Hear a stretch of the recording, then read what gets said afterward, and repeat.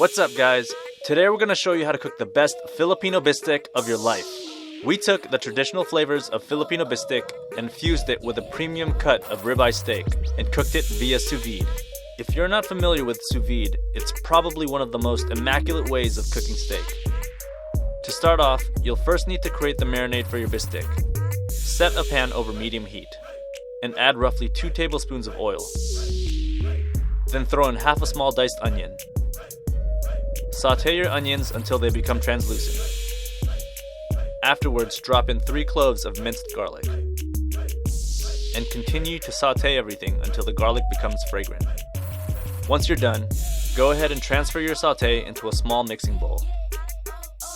Next, add in 2 tablespoons of soy sauce, 2 tablespoons of calamansi or lemon juice, half a teaspoon of garlic powder, and half a teaspoon of black pepper. And then stir everything together. Now briefly set your bistek marinade aside and take your ribeye steak and place it into a Ziploc freezer bag. Carefully pour your marinade into the bag and then seal it shut. Shift your steak around so that all the sides of the steak soak up the marinade. It's important that you specifically use a Ziploc freezer bag versus a normal Ziploc bag because the seams of a normal Ziploc bag have the potential of breaking open. You also have the option of using a food saver bag and vacuum sealing it, but it could get a little messy given how much marinade there is. After you've worked the marinade into the steak, set it aside and prepare a pot or whatever container you'd like to sous vide in. Today we'll be using the Joule sous vide tool, but if you don't have a Joule specifically, you can just reference the temperature and cook times. The amount of water you fill your container will vary depending on the size of the container and the size of your steak, so you'll just have to fill it accordingly. Generally, you want to make sure that your meat can be fully submerged and the water line doesn't exceed the recommended max height of your sous vide tool. Once everything is set up, you're ready to go. If you have a Joule, open up the app and tap on beef, and then basic steak. Set your temperature or doneness. In our case, we're sticking with medium rare. Complete the rest of the steps, and start your Joule.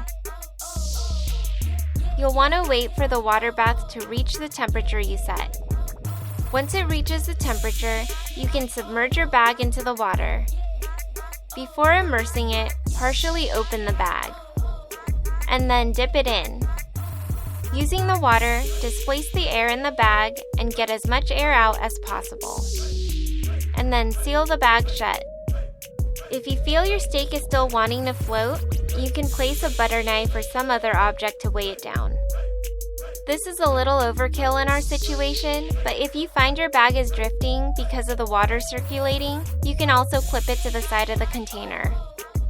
At this point, sous vide your bistek for 1 hour, or more or less, depending on your preference of doneness.